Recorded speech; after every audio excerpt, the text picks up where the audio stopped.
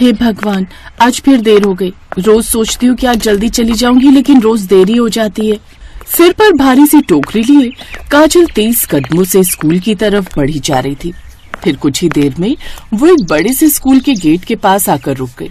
मसाला अमरूद खा लो, मसाला अमरूद खा लो। काजल जोर जोर से आवाज लगा रही थी ताकि बच्चे उसकी तरफ देखें, और फिर 2 बच्चे उसके पास आए। अमरूद तो सुना था, पर ये मसाला अमरूद क्या है? अगर ऐसी बात है तो लो, आज मसाला अमरूद भी खाकर देखो। चलो, तुम्हारे लिए 2 प्लेट बनाती हूँ। काजल के मसाला अमरूद देखकर रिंकी और पिंकू के मुंह में पानी आ रहा था। और फिर लो, अब ये तैयार है, खाकर बताओ तो। अरे वाह, क्या बात है, ये तो बिल्कुल ही अलग है। हाँ रिंकी, इसका स्वाद ही अलग है। मजा आ गया। मजा आ गया ना? मैंने कहा था कि मस्त लगेगा। हाँ दीदी, अब से आप रोज आना, हम तो इसे रोज खा सकते हैं। ये मेरा भाई है पिंकू, हम इसी स्कूल में पढ़ते हैं। ये लो आपके पैसे। ये कहते हुए रिंकी ने काजल को पैसे दिए और फिर वो दोनों वहाँ से चले गए।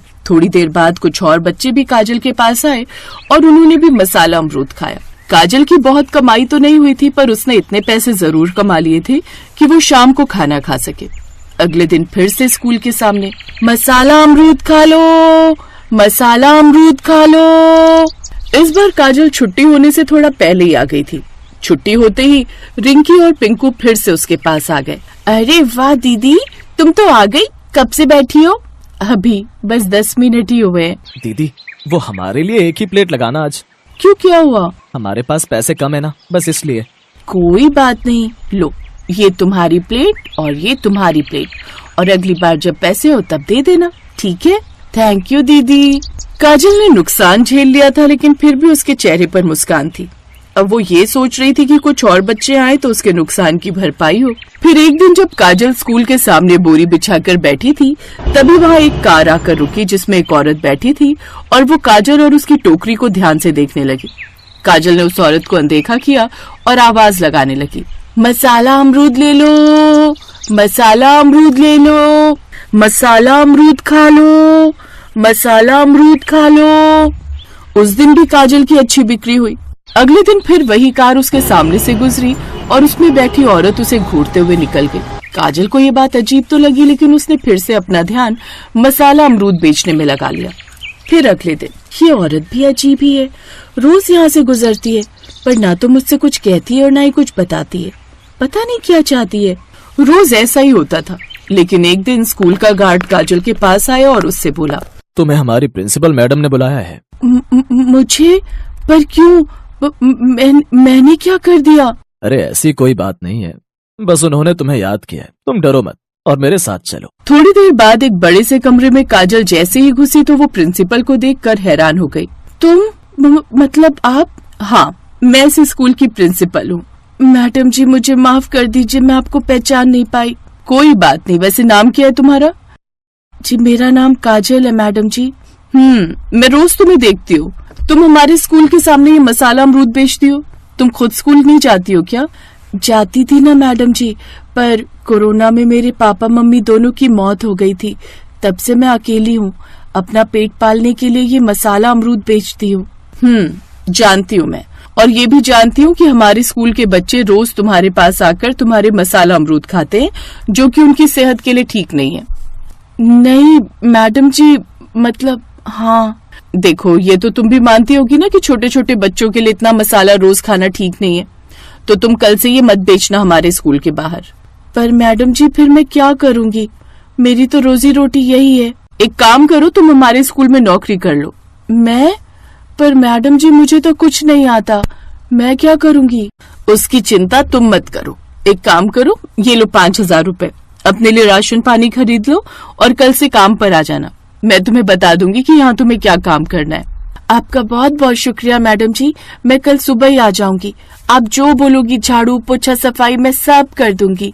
काजल ने एकता से पैसे लिए और खुशी खुशी अपने घर चली गई। आज वो बहुत खुश थी। अगले दिन सुबह सुबह वो तैयार होकर स्कूल पहुँच गई और फिर, काका मैडम जी नहीं आई क्या अभी तक? आती ही होंगी, वैसे तो इस टाइम तक आ जाती हैं वो। वैसे काका, मैडम जी हैं बहुत अच्छी। देखो ना, एक अमरूद बेचने वाली लड़की को अपने स्कूल में नौकरी दे दी। काजल की इस बात पर मुंशीराम मुस्कुरा दिया और उसने काजल की बात का कोई जवाब नहीं दिया। थोड़ी देर बाद एकता की गाड़ी आ गई और वो कार से उतरकर सीधे अपने ऑफिस पहुंची, जहां मुंशीराम और काजल उसका इंतजार कर रहे थे। काजल, ये लो, ये तुम्हारी ड्रेस है। आज से तुम यही ड्रेस पहनोगी और पूरा मन लगाकर काम करना। हाँ हाँ मैडम जी, आप फिक्र मत करो, आप जो बोलोगी मैं वो करूंगी और खूब अच्छे से करूंगी। इसके बाद एकता मुस्कुराते हुए वहां से चली गई। उसके जाते ही काजल ने जैसे ही वो बैग खोला तो उसने देखा कि उसमें एक स्कूल ड्रेस थी। और फिर, अरे काका, लगता है मैडम जी ने ये गलती से दे दी। ये तो स्कूल के बच्चों की यूनिफॉर्म है। गलती से नहीं दी है बेटी, उन्होंने तुम्हारा दाखिला करा दिया यहाँ। आज से तुम इसी स्कूल में पढ़ोगी। क्या काका, ये सच है क्या? मतलब मुझे कोई काम नहीं करना होगा, अब मैं भी पढ़ सकूंगी? हाँ बेटी, अब से तुम भी पढ़ोगी। काका, मैडम जी कहाँ गई? मुझे उनके पैर छूने हैं। वो तो अब 1 घंटे बाद ही आएंगी। पर क्यों काका, मैडम जी कहीं गई हैं क्या? हाँ, आज सरकार उन्हें सम्मानित कर रही है ना। पिछले साल स्कूल का बहुत अच्छा रिजल्ट आया था, इसीलिए। ये तो बहुत अच्छी बात है काका, इतनी अच्छी मैडम को तो सम्मान मिलना ही चाहिए। काजल अपनी स्कूल यूनिफॉर्म को ध्यान से देखे जा रही थी। उसे इस बात की बहुत खुशी थी कि अब वो फिर से स्कूल में पढ़ाई कर सकेगी। तू रो क्यों रही है पगली? काका, आप नहीं जानते कि मैं आज कितनी खुश हूँ। जानता हूँ, ये कोई पहली बार नहीं देख रहा हूँ। अब तुझे भी मौका मिला है तो दिल लगा कर पढ़ना। क्या पता कुछ सालों बाद तू यहाँ की प्रिंसिपल बन जाए। मैं गरीब अमरूद बेचने वाली और इतने बड़े स्कूल की प्रिंसिपल, कैसा मजाक करते हो काका? सही बोल रहा हूँ। तू जानती है, आज से 30 साल पहले तेरी ही तरह एक लड़की स्कूल के बाहर मसाला अमरूद बेचती थी। उस लड़की को उस समय की प्रिंसिपल ने अपने पास बुलाया और फिर उसे इसी स्कूल में पढ़ाया लिखाया। और पता है आज वो लड़की कौन है? कौन है? अरे अपनी एकता मैडम। 30 साल पहले मैं जब उन्हें स्कूल के अंदर लाया था तब उनके सर पर भी तो तेरी ही तरह अमरूद की टोकरी थी। और देख आज वो कहाँ है। मुंशीराम काजल को ये कहानी सुना ही रहा था कि तभी एकता वहां आ गई।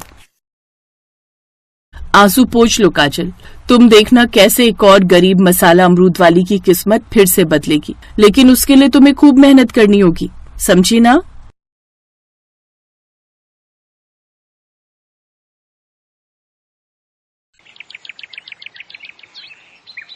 सुजाता अपने पति नरेश और सास सरोज के साथ रहती थी। नरेश एक चाय की दुकान पर काम करता था, पर घर का खर्चा चलाना मुश्किल था। एक दिन नरेश जब काम से घर लौटा तो सुजाता उससे बोली, सुनो, मैं सोच रही थी कि तुम अकेले ही इतनी मेहनत करते रहते हो, क्यों ना मैं भी ऐसा कोई काम कर लूं जिससे थोड़ी घर में मदद हो जाएगी। सुजाता, तुम ऐसा क्या काम करोगी? तुम तो जानते ही हो कि मुझे खेती करना आता है। हमारे घर के आंगन में थोड़ी जगह है। मैं सोच रही थी अगर मैं यहाँ ताजी भाजी उगा लूं तो बेचकर थोड़े पैसे आ जाएंगे। ठीक है सुजाता, अगर तुम्हारा मन है तो मैं तुम्हें मना नहीं करूंगा। तुम सब्जियां बेच लो, मुझे कोई परेशानी नहीं है। सुजाता बहू, अगर तुमने ऐसा सोचा है तो मैं भी तुम्हारी इस काम में मदद करूंगी। ठीक है माँ जी, तो फिर हम कल ही बाजार से बीज खरीद कर लाएंगे। मैं सोच रही थी माँ जी, हम अलग अलग तरह की सब्जी उगाएंगे। मेथी, पालक और साग का भी मौसम आ रहा है। उसके साथ साथ बहुत सारी बढ़िया बढ़िया सब्जी उगा लेंगे। ठीक है बहू, तुम्हारा इतना साहस देखकर मैं बहुत खुश हूँ। मैं जानती हूँ तुम्हारी मेहनत रंग लाएगी। अगले दिन सुजाता अपनी सास के साथ सब्जियों को उगाने के लिए बीज खरीद कर ले आती है और खूब मेहनत से सुजाता और सरोज दोनों मिलकर आंगन में तरह तरह की सब्जियों के बीज बो देती हैं। तभी पड़ोसन जानकी आ जाती है। अरे वाह, क्या बात है, आज तो दोनों सास बहू आंगन की सफाई कर रही हैं। अरे ये क्या, तुमने तो अपने घर के आंगन को पूरा खेत ही बना डाला। सब्जियां उगा रही हो, भाजी की दुकान खोलने का इरादा है क्या? लो, घर बसा नहीं, लुटेरे पहले आ गए। तुझे क्या खुशबू आ जाती है कि हम कोई काम कर रहे हैं? जानकी दीदी, हम लोग सब्जियां उगा रहे हैं। तुम तो जानती ही हो अकेले के कमाने से गुजारा नहीं होता, तो मैंने सोचा क्यों ना अपने इस आंगन में सब्जियां उगाकर बेच दूं, थोड़े पैसे आ जाएंगे। बस वही माँ जी और मैं बीज बो रहे थे। अच्छा, तो ये बात है। चलो ठीक है, तुम दोनों काम करो, मैं चलती हूँ। अरे बहू, तू इसे नहीं जानती है, ये जानकी बहुत चालाक है। इसका पति तो अच्छी खासी दुकान पर नौकरी करता है। बेचारा बहुत शरीफ है, पर इसकी तो वही गंदी आदत है, जो काम किसी को करता देख ले वो बिल्कुल वैसे करने लगती है। अब तुम देखना, हमने ये सब्जियां उगाई है ना, ये भी अपने आंगन में उगाएगी। कोई बात नहीं माँ जी, अब कर ही क्या सकते हैं, उगानी होंगी तो उगा लेगी, हम किसी को रोक तो नहीं सकते ना। पड़ोस में रहने वाली जानकी बहुत ही चालाक औरत थी।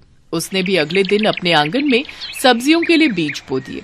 पर कहते हैं ना, जब तक कोई कार्य पूरी मेहनत से ना किया जाए उस कार्य का फल प्राप्त नहीं होता। और यही हुआ।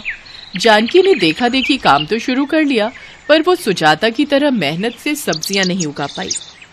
माँ जी देखो, हमारे आंगन में कितनी बढ़िया मेथी पालक सरसों की खेती हुई है। हाँ बहू, ये तो बहुत ही हरी हरी साग सब्जियां उगाई हैं। माँ जी, मैं आज से ही सब्जियां बेचना शुरू कर देती हूँ। बहू कहे तो मैं बेच आऊं? नहीं माँ जी, आप इस उम्र में इतना काम थोड़ी करोगे। मेरे होते हुए आप चिंता मत करो, मैं सब संभाल लूंगी। मैं टोकरे में सब्जियां भर लेती हूँ। सुजाता टोकरी में साग सब्जी भर लेती है और गली गली घूमकर वो सब्जी बेचने लगती है। सब्जी ले लो सब्जी, बढ़िया बढ़िया सब्जी, ताजी हरी सब्जी, पालक मेथी सरसों, बढ़िया साग सब्जी ले लो। आधा किलो मेथी, 1 किलो पालक और 1 किलो सरसों कर दो। अभी कर देती हूँ बहन जी। अरे ये तो सुजाता दिखाई दे रही है, ये तो बहुत ही बढ़िया सब्जी बेच रही है। मेरे तो सारे बीज खराब हो गए, एक पत्ता मेथी का नहीं उगा, और ये तो ढेरों साग बेच रही है। इसका तो कुछ करना होगा, नहीं तो ये कुछ ही दिनों में मेरे से ज्यादा अमीर हो जाएगी। जानकी के मन में ईर्ष्या की भावना आ गई। वो सुजाता को सब्जी बेचता देख नफरत से भर गई और एक दिन उसने चोरी छुपे सुजाता के बगीचे में जहरीली दवाई छिड़क दी। सुजाता ने देखा इस बार उसकी सारी सब्जियां खराब हो गई। पालक और मेथी में कीड़ा लग गया।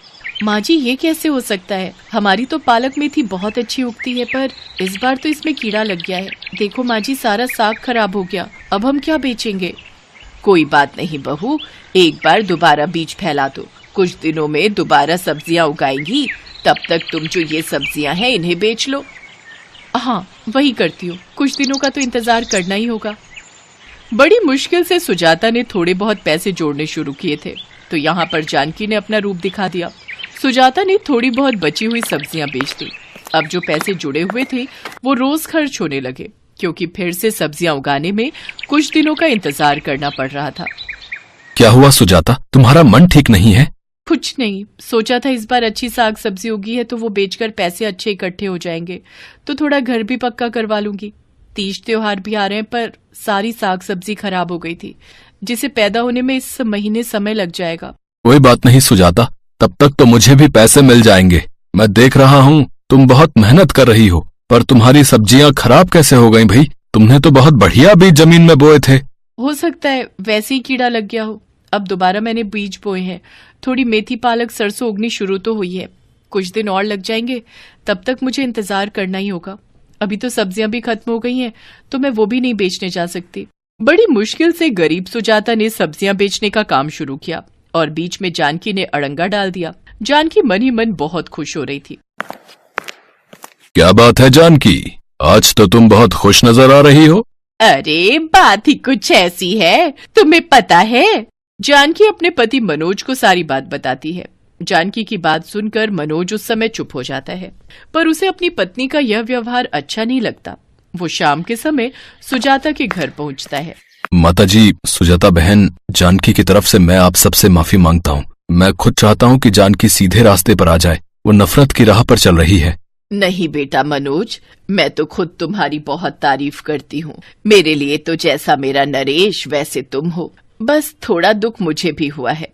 सुजाता बड़ी मुश्किल से थोड़ा बहुत सब्जियों का काम शुरू कर रही थी और बीच में। कोई बात नहीं भैया, मैंने फिर से सब्जियां बो दी हैं। हाँ थोड़ा नुकसान तो हुआ, पर कोई बात नहीं। जानकी दीदी को जो अच्छा लगा उन्होंने वही किया। पर भाभी, मैं जानकी को सीधे रास्ते पर लाना चाहता हूँ, जिसमें आप मेरी मदद कर सकते हो। कैसी मदद भैया? मनोज चाहता था कि जानकी सीधे रास्ते पर आ जाए, इसलिए वो एक उपाय सोचता है। कुछ दिनों बाद जानकी देखती है कि सुजाता के बगीचे में फिर से सब्जियां उगाई हैं। अब वो एक बार फिर से उन सब्जियों को खराब करना चाहती थी। सुजाता और सरोज जानती थी कि जानकी उनकी बातों को सुन रही है। सुजाता बहू, जानकी हमारी बातों को सुन रही है, यही मौका है। जी माँ जी, फिर शुरू हो जाते हैं। बहू, तुम्हें पता है साग कितना महंगा बिक रहा है। बहुत अच्छी कमाई हो जाएगी हमारी इस बार साग से। पर माँ जी, रूपा की सगाई में जाना तो बहुत जरूरी है। वहां से आने में शाम हो जाएगी। एक काम करते हैं ना, ये साग हम कल काट लेंगे। हमारे घर कौन सा कोई चोर उचक के आ रहे हैं जो ये साग लेकर जाएंगे। क्यों, सही कह रही हो ना? हाँ और क्या माँ, मैंने भी छुट्टी ले ली है। जल्दी से तैयार हो जाते हैं, फिर रूपा की सगाई में भी तो जाना है। जाओ जाओ, रूपा की सगाई में जाओ। पीछे से साग का एक पत्ता भी नहीं छोड़ूंगी।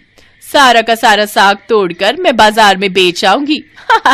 मेरे तो पैसे बन जाएंगे। सब जानते थे कि ऐसा ही होने वाला है। वो लोग रूपा की सगाई के बहाने घूमने के लिए चले गए।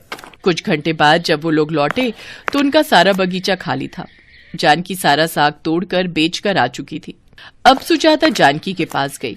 जानकी दीदी, क्या तुम्हें पता है हमारे बगीचे में से साग चोरी हो गया। सारा का सारा साग तोड़कर ना जाने कौन चोर बेच आया। पर अब वो चोर बचकर नहीं जा पाएगा, उसे पुलिस पकड़ कर ले जाएगी। सुजाता के मुंह से पुलिस का नाम सुनकर जानकी घबरा गई। लेकिन पुलिस को कैसे पता चलेगा कि चोर कौन है? अरे, हमने अपने बगीचे में एक वीडियो कैमरा लगा रखा है जिसमें सारे फोटो और वीडियो से चोर की तस्वीर आ जाएगी। हमारी सब्जियां पहले भी चोरी हो चुकी हैं, इसलिए नरेश ये कैमरा लेकर आए थे ताकि अब की बार कोई सब्जियां चुराए तो उस कैमरे में रिकॉर्ड हो जाए। बस अब उस चोर की रिकॉर्डिंग हम पुलिस को दिखाने वाले हैं। वो चोर सामने आ जाएगा और उसे सख्त से सख्त सजा हो जाएगी। कैमरा? पर कैमरा कहाँ छुपा हुआ था? मैंने तो नहीं देखा। क्या कहा जानकी दीदी आपने? मैंने शायद सही सुना। सुजाता की बात सुनकर जानकी रोने लगती है और सुजाता से माफी मांगती है। तब तक सुजाता की सास सरोज, मनोज और नरेश वहां पहुंच चुके थे। मुझे माफ कर दो, मुझे जेल नहीं जाना, मुझे पुलिस को मत दो। तुम्हारी सारी सब्जियां मैंने ही चुराई है और उस दिन दवाई, मतलब तुम्हारी पहले जो सब्जी और साग खराब हुआ था उस पर मैंने ही दवाई छिड़की थी ताकि तुम पैसे कमाकर अमीर ना बन जाओ। सुनो जी, इनको बोलो ना मुझे पुलिस में ना पकड़वाएं। मैं कुछ नहीं कर सकता जानकी, गलती तुम्हारी है, तुमने गलती की है। अब उसकी सजा देना न देना वो उनके हाथ में है, क्योंकि तुम्हारी गलती से इनका नुकसान हुआ है। मुझे माफ कर दो सुजाता। माता जी, अब मैं ऐसी गलती कभी नहीं करूंगी। ठीक है, जाओ, माफ किया, लेकिन खबरदार अगर आज के बाद सब्जियों को खराब किया। डरो नहीं जानकी दीदी, हम सब तुम्हें सिर्फ डरा रहे थे। तुम्हें कोई पुलिस नहीं पकड़ेगी। तुमने अपनी गलती की माफी मांग ली, बस हमारे लिए यही बहुत है। जानकी को सबक मिल जाता है और वो सीधे रास्ते पर आ जाती है। सुजाता फिर से सब्जियां बेचने लगी। अब उसे भरोसा था कि उसे जानकी से कोई खतरा नहीं है। मनोज ने भी इंसानियत का फर्ज निभाया और उसने उस गरीब परिवार का नुकसान बार बार होने से